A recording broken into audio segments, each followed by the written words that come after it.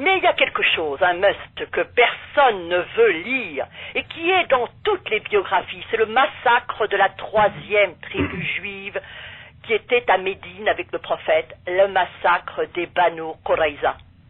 Vous voyez, ils avaient plus ou moins fricoté avec les ennemis du prophète, c'est vrai, avec les Mécois. Mais voici le sort qui leur fut réservé. Okay.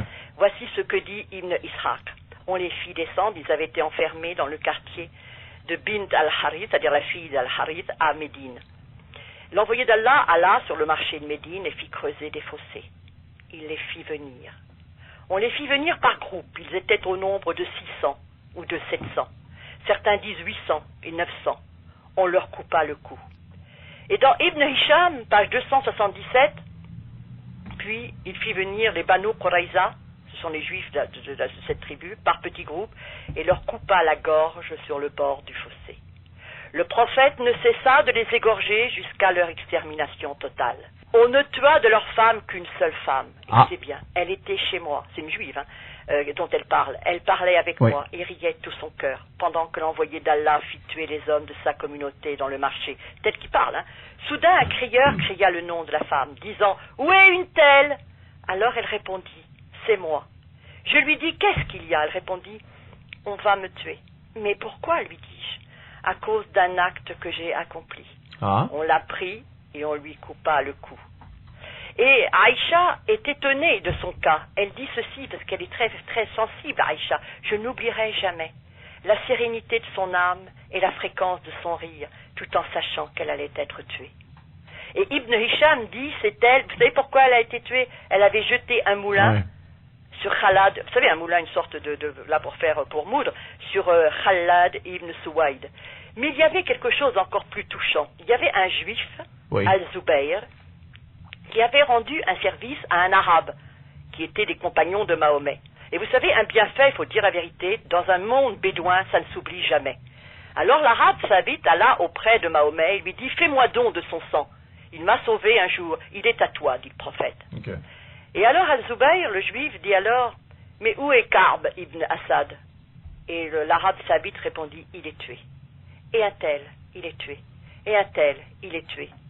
Alors Zubayr, le vieux juif, dit alors, oh Stabit, je te prie de me faire rejoindre ces gens, car la vie n'a plus pour moi de sens.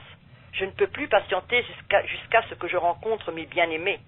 Alors on lui coupa le cou. Et quand on rapporta les paroles du juif à Abu Bakr, il dit ceci, oh, je rencontre mes bien-aimés. Ah, par Dieu, il les rencontrera dans le feu de la géhenne, où il restera éternellement, c'est-à-dire dans le feu de l'enfer, Jahannam. Et Ibn Ishaq dit, l'envoyé de Dieu ordonna de tuer tout adulte parmi les Banu Quraïza, c'est-à-dire la tribu juive. Mais attendez, ce n'est pas fini. Puis il y eut le partage du butin, page 196.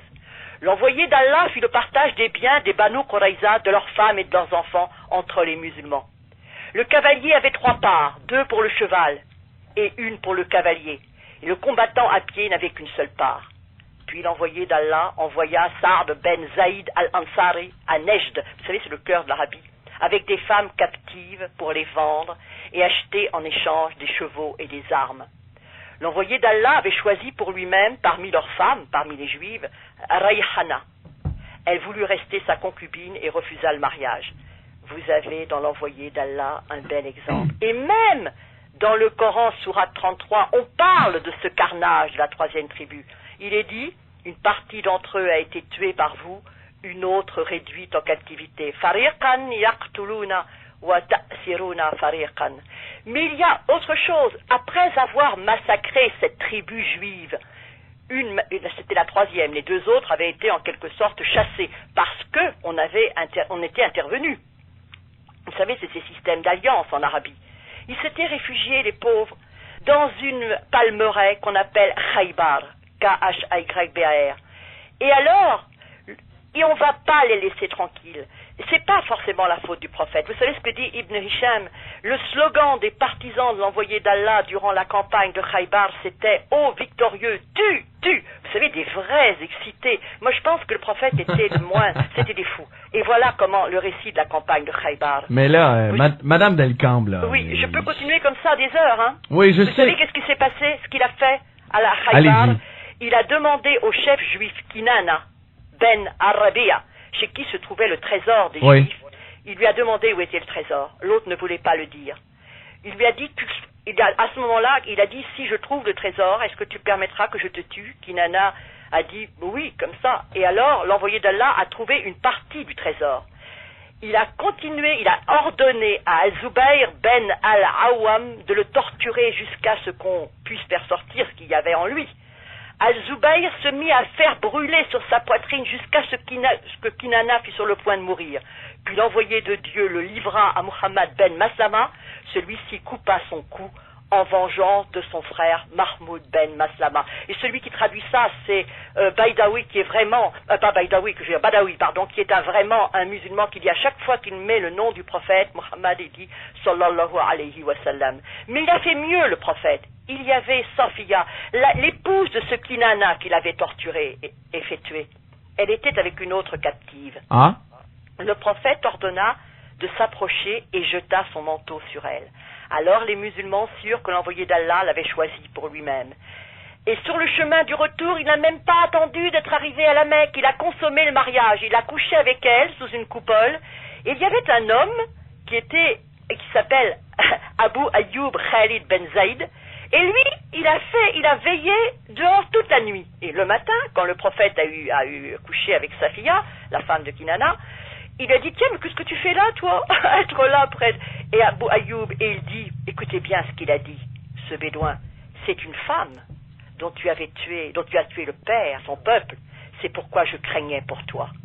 Je la craignais pour toi. C'est-à-dire qu'il a dit, elle aurait pu le tuer, après tout avoir fait tuer le père, le mari et le peuple, c'est-à-dire ceux qui se trouvaient à Khaybar. C'est-à-dire que, vous voyez, ce que je veux dire, c'est que celui qui fait... Bon, le prophète, moi je dis, c'est à son époque, c'est au 7e siècle, dans des coutumes où celui qui ne tuait pas était lui-même tué.